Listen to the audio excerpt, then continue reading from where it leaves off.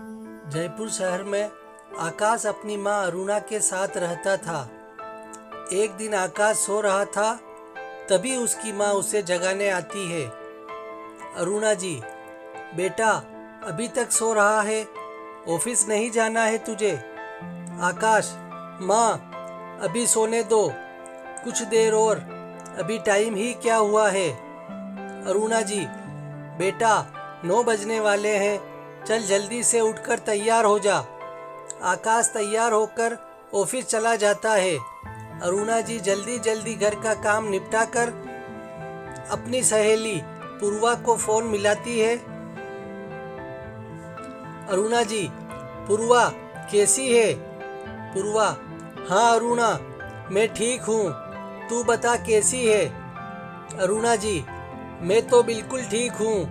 ये बता, मैंने तुझे कहा था आकाश के लिए एक अच्छी सी लड़की ढूंढने के लिए, तूने कुछ किया या नहीं? पूर्वा, हाँ मैंने बात की। मेरी दूर की रिश्तेदारी में एक लड़की है, बहुत ही गुणवान है, तुझे और आकाश को जरूर पसंद आएगी। अरुणा जी, तो जल्दी से बात चला ना। और हाँ, अगर उसकी फोटो तेरे पास हो तो मुझे भेज दे। पूर्वा, जरा सब्र रख, मैं 1-2 दिन में भेजती हूँ। 2 दिन बाद पूर्वा लड़की वालों से बात करके बताती है। आकाश और राजश्री आपस में एक दूसरे से मिलते हैं, सभी को रिश्ता पसंद आ जाता है। कुछ ही दिनों में शादी हो जाती है। शादी के बाद अरुणा जी बहुत खुश रहती थी। एक दिन अरुणा जी किचन में खाना बना रही थी, तभी वहाँ राजश्री आती है। अरुणा जी, बहू कुछ चाहिए तुम्हें? राजश्री, जी नहीं मम्मी जी, मेरे होते हुए आप काम करें यह ठीक नहीं है। मैं चाहती हूँ आप आराम करें और सारा काम मैं करूँ। अरुणा जी, बहू तुम अभी अभी तो आई हो, थोड़े दिन आराम करो, बाद में तुम्हें ही तो यह सब संभालना है। राजश्री, नहीं माँ जी, मैं ऐसे नहीं बैठ सकती, मैं आपकी मदद करती हूँ, धीरे धीरे मैं सब काम सीख जाऊंगी। राजश्री अरुणा जी का हाथ बटाने लगती है। धीरे धीरे राजश्री पूरे घर की जिम्मेदारी संभालने लगती है। अरुणा जी के पास अब कोई काम नहीं बचा था। वे केवल बाजार से सब्जी या अन्य घर का सामान लाती थी। एक दिन अरुणा जी बाहर से सब्जी लेकर आती है। वे जैसे ही घर के अंदर पहुंचने वाली होती है, उनके कानों में आवाज आती है। राजश्री अपनी सहेलियों के साथ बैठी बात कर रही थी। राजश्री, गरिमा, तू तो बहुत खुशनसीब है जो तेरी सास गांव में रहती है, तू यहाँ मौज मारती है। एक मैं हूँ जो सारा दिन नौकरानी की तरह काम करती हूँ और मेरी सास मौज में रहती है। गरिमा, यह सब तो तूने ही अपने हाथ में लिया है। राजश्री, अरे वो तो एक चाल थी आकाश को वश में करने के लिए। अगर मैं ऐसा नहीं करती तो वो हमेशा अपनी माँ के पल्लू से बंधे रहते।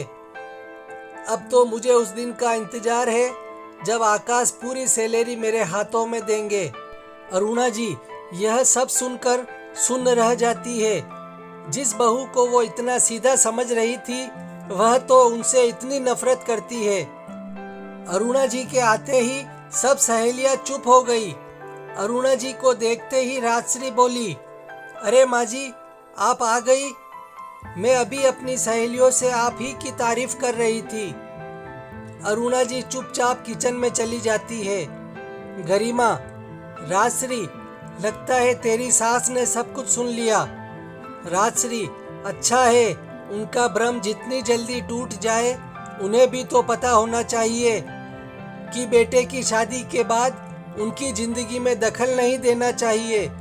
अरुणा जी किचन में सारी बातें सुन रही थी। उनकी आंखों से आंसू बह रहे थे। वे सीधे अपने कमरे में गई और अपने पति भगवती लाल जी की तस्वीर के सामने फूट फूट कर रोने लगी।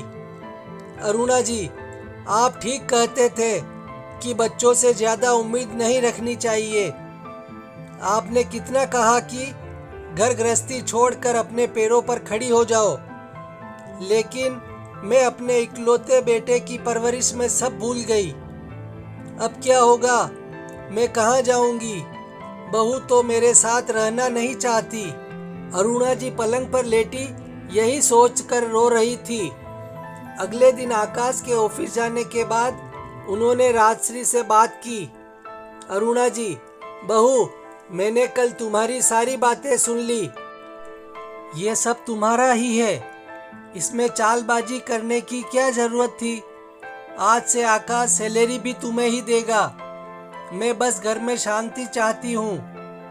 राजश्री, माँ जी, वो आपके रहते तो हो नहीं सकती।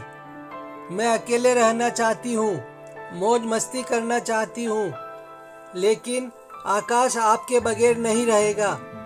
अरुणा जी को धक्का लगा। वे अपना सर पकड़कर सोफे पर बैठ गई। अरुणा जी, बहू, तुम आखिर चाहती क्या हो? राजश्री, माँ जी, मैं चाहती हूँ कि आप आकाश को बिना बताए किसी वृद्धा आश्रम में चली जाएं।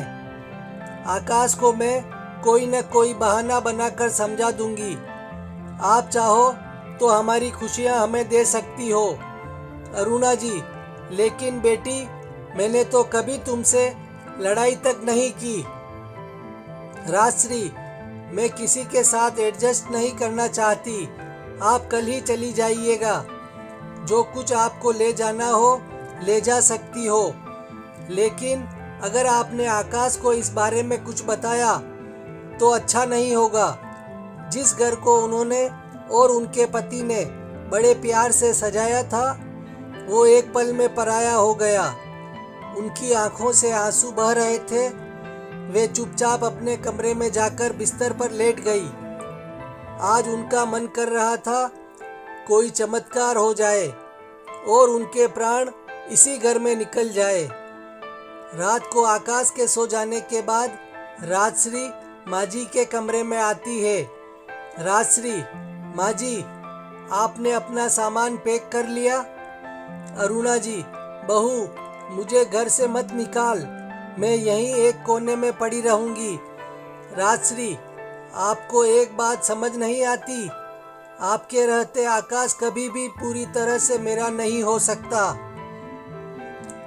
अगले दिन आकाश के जाने के बाद राजश्री अरुणा जी के लिए कैब बुक कराकर उन्हें वृद्धा आश्रम भेज देती है।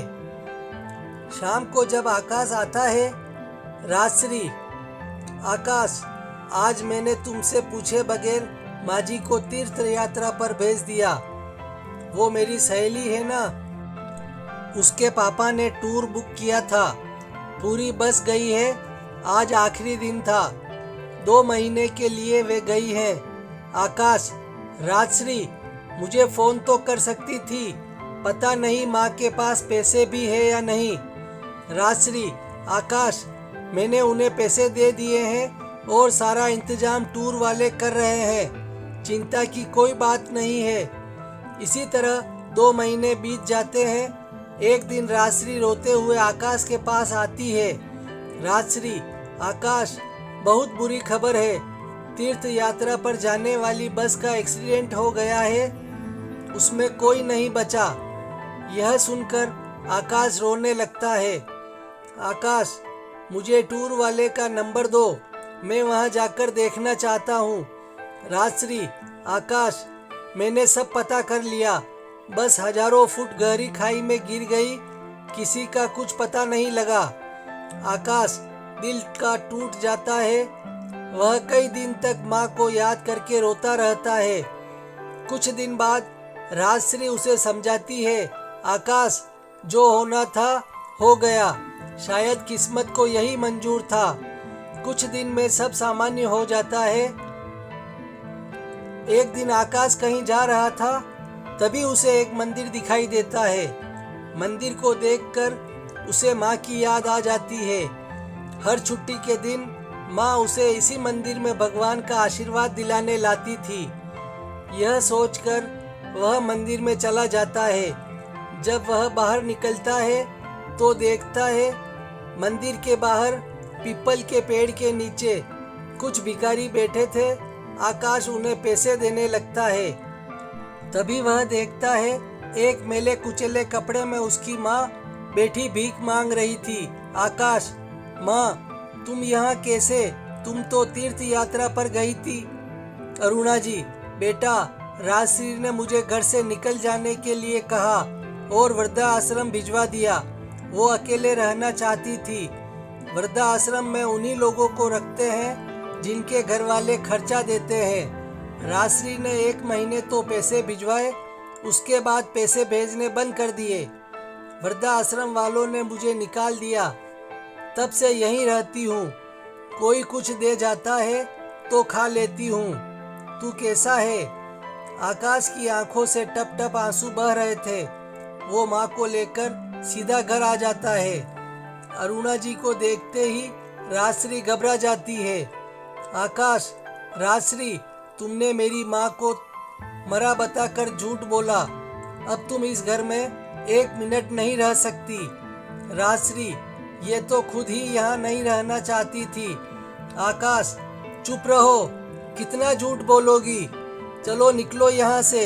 अरुणा जी, बेटा बहू तो घर की लक्ष्मी होती है, इसे घर से मत निकाल। मेरा क्या है, मैं कहीं भी चली जाऊंगी, तुम दोनों सुखी रहो। राजश्री, माँ जी मुझे माफ़ कर दीजिए, मुझसे बहुत बड़ी भूल हो गई। मेरी यही सजा है कि मैं इस घर से चली जाऊं। अरुणा जी, नहीं, मेरे होते हुए यह नहीं हो सकता। आकाश, इसे माफ़ कर दे। और खबरदार, जो बहू को कभी घर से निकल जाने को कहा। राजश्री अरुणा जी के पैरों में गिर जाती है।